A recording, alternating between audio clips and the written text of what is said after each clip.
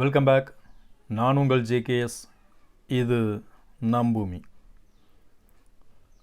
இன்றைக்கி நம்ம பார்க்க போகிற ஒரு குட்டி கதை.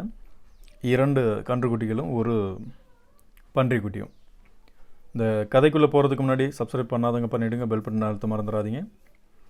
இப்போ கதைக்குள்ளே போகலாம்.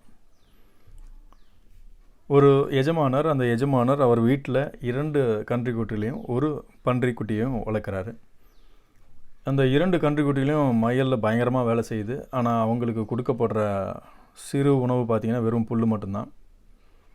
ஆனால் அதே சமயத்தில் அந்த பன்றிக்குட்டிக்கு ரொம்ப செல்லம் கொடுக்குறாங்க. அது சாப்பாடு வேணான்னு சொல்கிற அளவுக்கு சாப்பாடு பரிமாறப்படுது, செல்லமாகவும் பார்த்துக்கிறாங்க. இது அந்த 2 கன்றுக்குட்டிகளோட இருக்கிற ஒரு சின்ன கன்றுக்குட்டிக்கு ரொம்ப பொறாமையாக இருக்குது. அது அந்த பெரிய கன்றுக்குட்டிக்கிட்ட சொல்லுது, ஏன் நம்ம அவ்வளோ உழைக்கிறோம், நமக்கு வெறும் புல் மட்டும்தான் வைக்கிறாங்க, அது உழைக்கவே மாட்டேன்து, அதுக்கு சகல வசதியும் பண்ணுறாங்களே ஏன் அப்படின்னு கேட்குது. அதுக்கு அந்த பெரிய கன்றுக்குட்டி சொல்லுது, அதை பார்த்து நீ பொறாமப்படாத, நமக்கு என்ன இருக்கோ அதை வச்சு நம்ம இது பண்ணிக்கலாம். காரணம் இல்லாமல் யாரும் எதுவும் பண்ண மாட்டாங்க. அவங்களுக்கு நிறைய கொடுக்குறாங்கன்னா அதுக்குண்டான விலையை அந்த பன்றி எப்போயாவது கொடுத்து தான் ஆகணும். அதனால் நீ அதை பார்த்து பொறாமப்படாத அப்படின்னு சொல்லுது. ஆனாலும் அந்த கன்றுக்குட்டிக்கு புரியல என்ன சொல்லுது அப்படின்னு. காலம் போய்கிட்டே இருந்துச்சு. ஒரு நாள் அந்த வீட்டில் ஒரு விசேஷ காரியம் வருது, ஒரு திருமண நிகழ்வு. அந்த திருமண நிகழ்வில் அந்த கொளுத்த பன்றிக்குட்டியை நல்லா வெட்டி சமைச்சு விருந்து பரிமாறுறாங்க.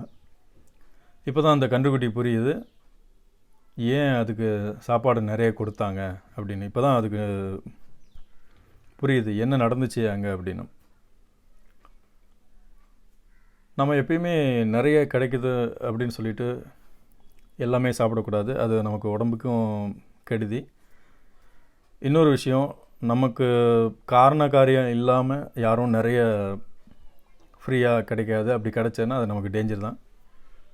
ஸோ நிறைய ஒரு பொருள் கிடைக்குது, ஒரு இடத்துல நமக்கு நிறைய ஃப்ரீடம் இருக்குது அப்படின்னா அதுக்கு பின்னாடி இருக்கிற காரண காரியத்தை நீங்கள் ஆராய்ஞ்சிக்கணும். அதுதான் உங்களோட சர்வைவலுக்கு